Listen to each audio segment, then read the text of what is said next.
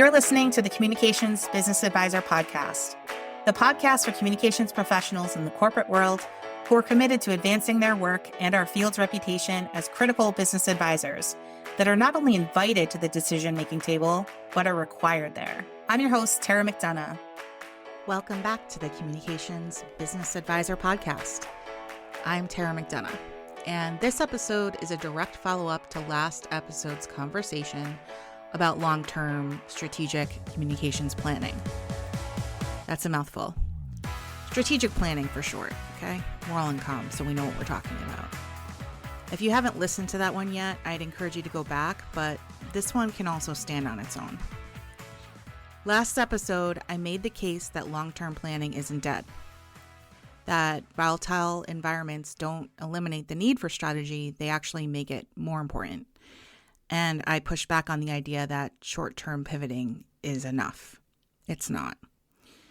This episode is about something that comes up so often with communications leaders, the strategy that exists, but only in your head.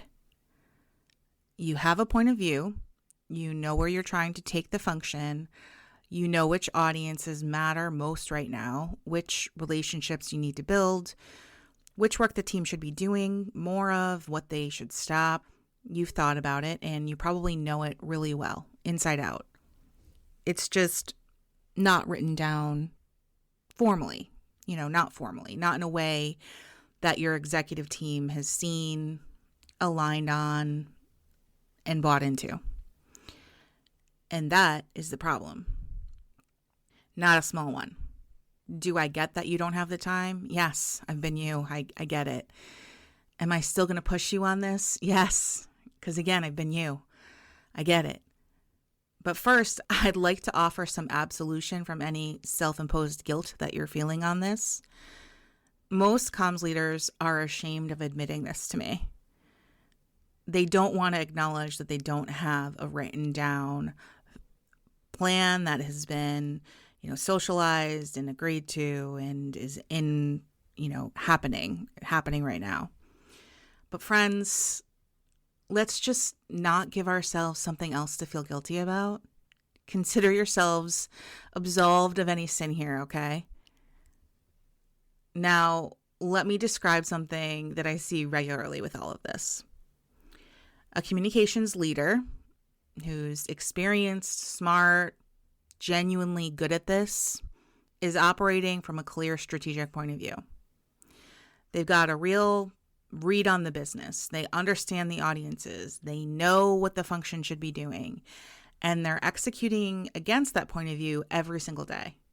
They're making decisions based on it, good decisions. They're prioritizing based on it, redirecting their team based on it.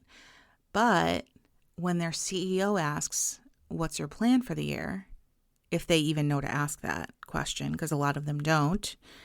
And that's a problem of expectations. We should really be requiring ourselves to have that plan and requiring our CEOs to ask that of us.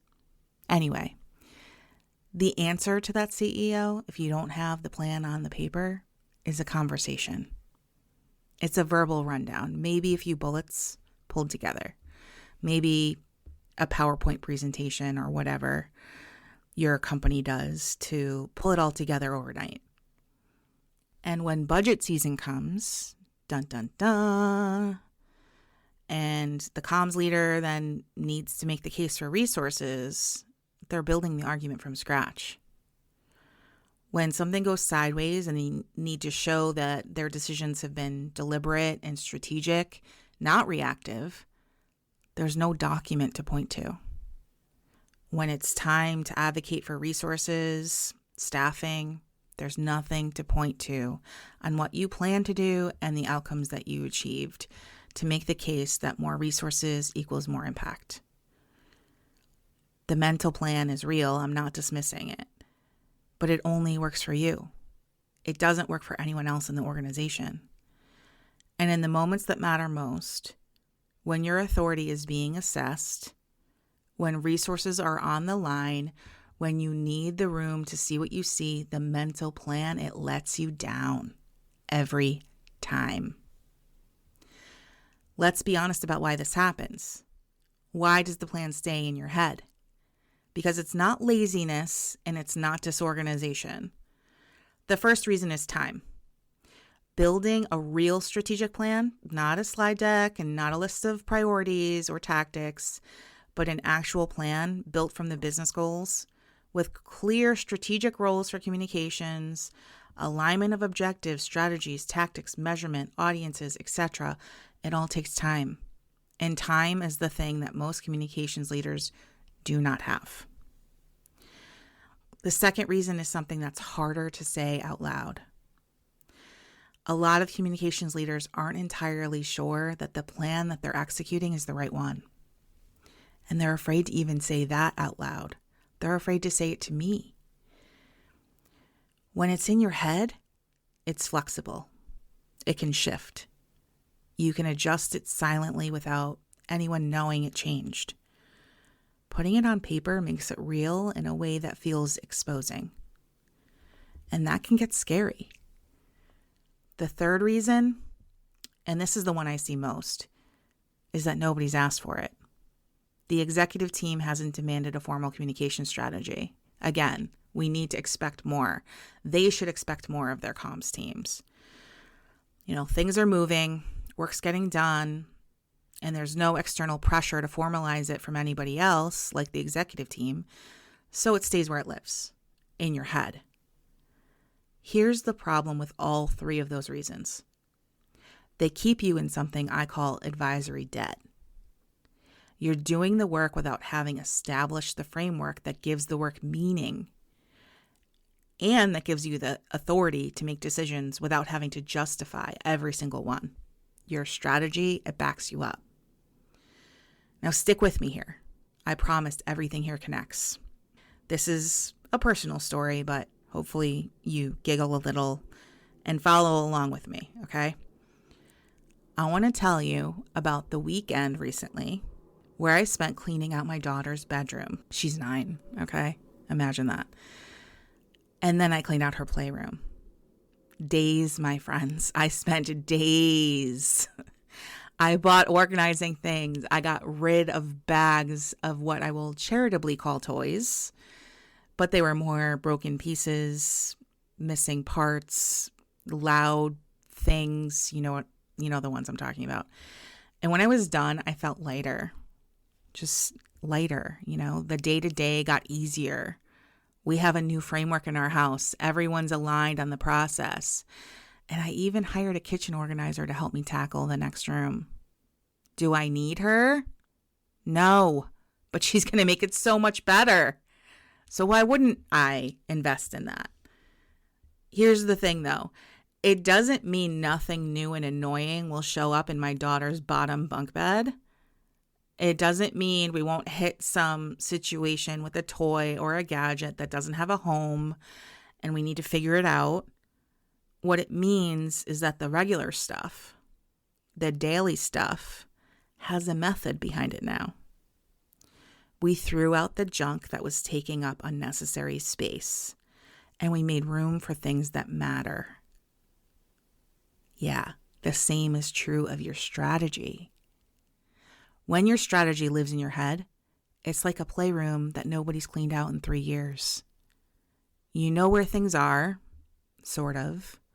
You can navigate it, but it's chaos in ways you've just learned to work around.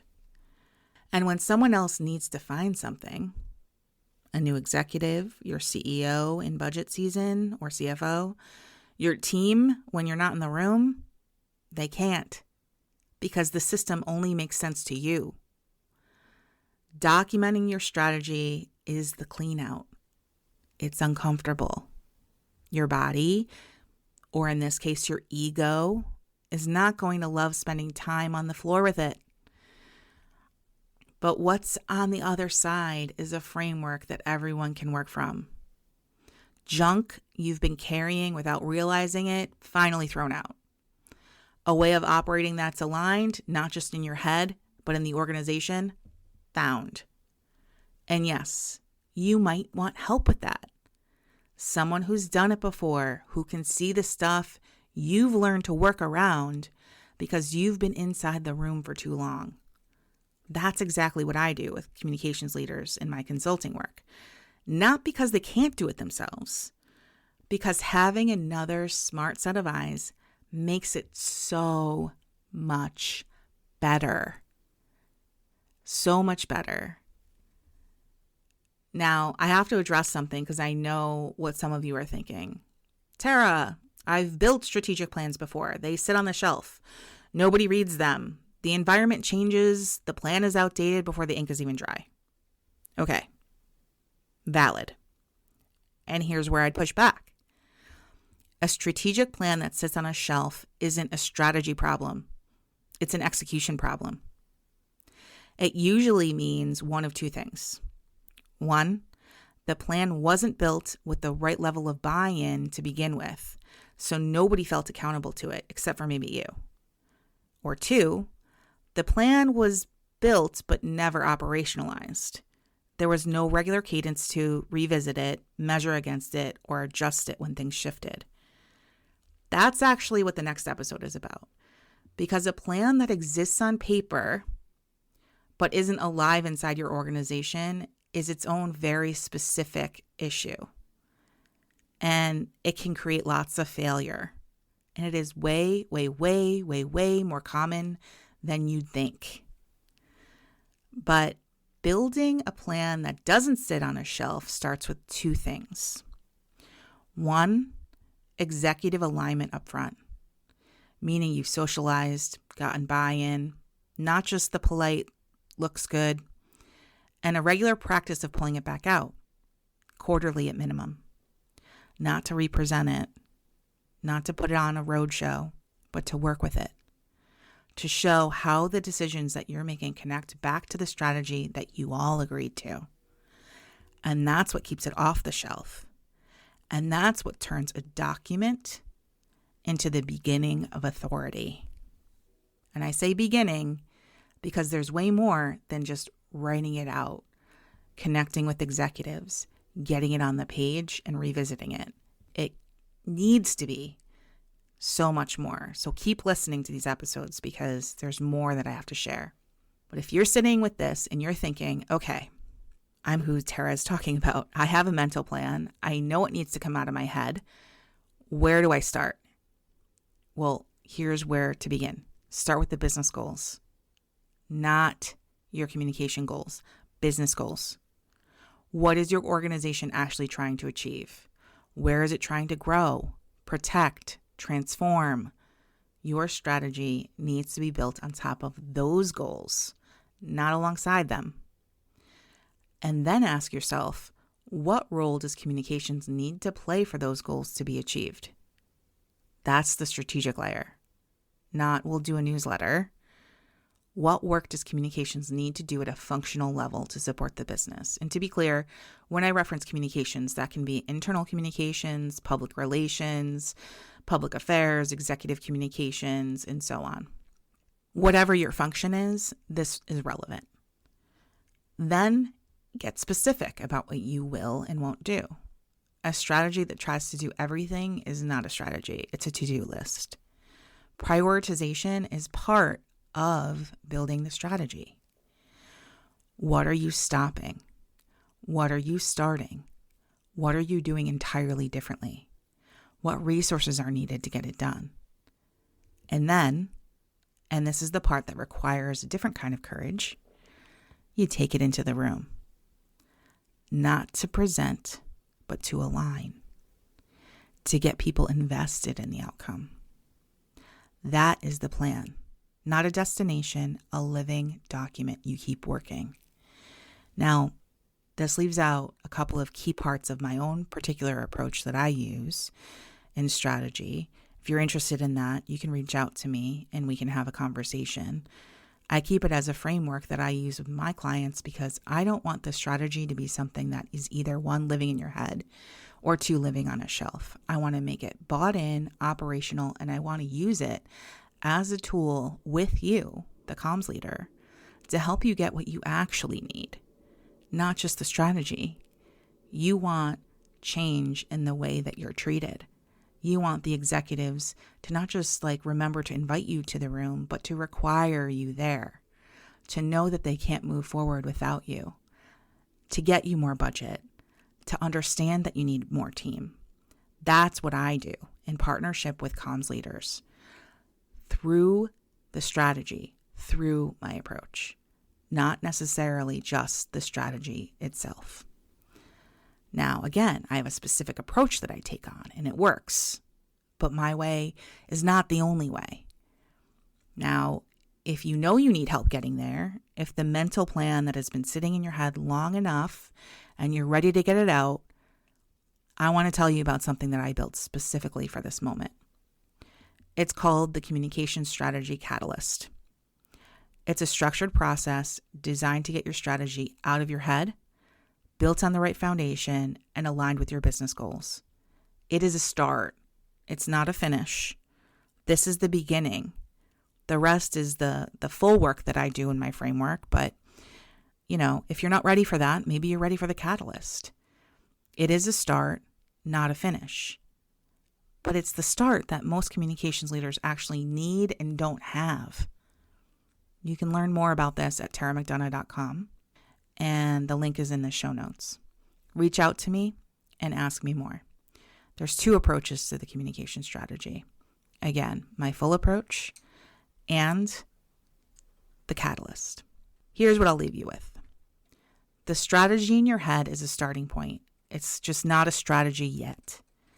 The work of getting it out of your head onto paper in front of people who need to align on it and then build it into how you're operating, that's the work that changes how your function is perceived and what authority you're able to build inside your organization. It's also work that a lot of communications leaders are avoiding because, in part because it requires you to make your thinking visible. And visible thinking can be challenged, but it can also be trusted. Your thinking is smart. You wouldn't have gotten where you are if you didn't deserve it. So trust that. And trust is how you get pulled in before the decision is made instead of after. Next episode, we're going one layer deeper. The strategy that exists on paper, maybe you're trying to make it work, but it still isn't working. Because building it and making it real are 2 very different things. And that one, you caught some hints on it here, but I have a lot to say about that. Until next time, keep advising. Always keep advising. If you're interested in working with me to advance your work and your team's reputation as critical business advisors, never order takers, check out McDonagh.com. Thanks for listening to the Communications Business Advisor podcast. If you found this episode helpful, please leave a rating or a review. It helps people find us, and we can't ignite a movement without sharing the message. See you next time, where we'll continue to do the work to elevate our field's reputation and elevate the careers of the people in it.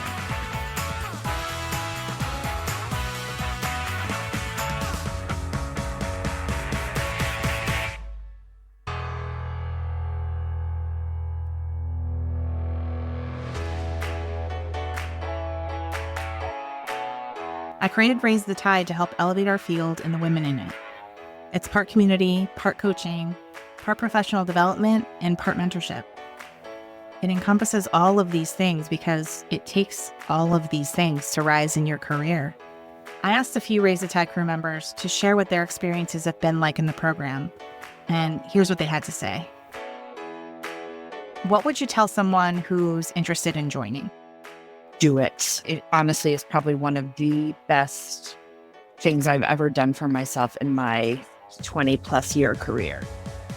I have received such benefit from this group.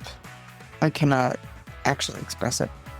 Invest in yourself. I really started this group because it was time for me to invest in me.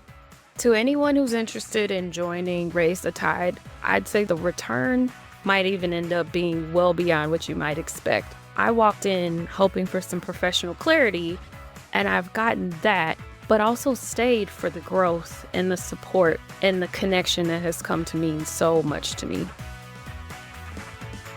If you're interested in this program, head on over to McDonagh.com and complete the Raise the Tide form. A rising tide raises all ships, but we're not the ships. Together, we're the force of the tide, raising the ships for our entire industry.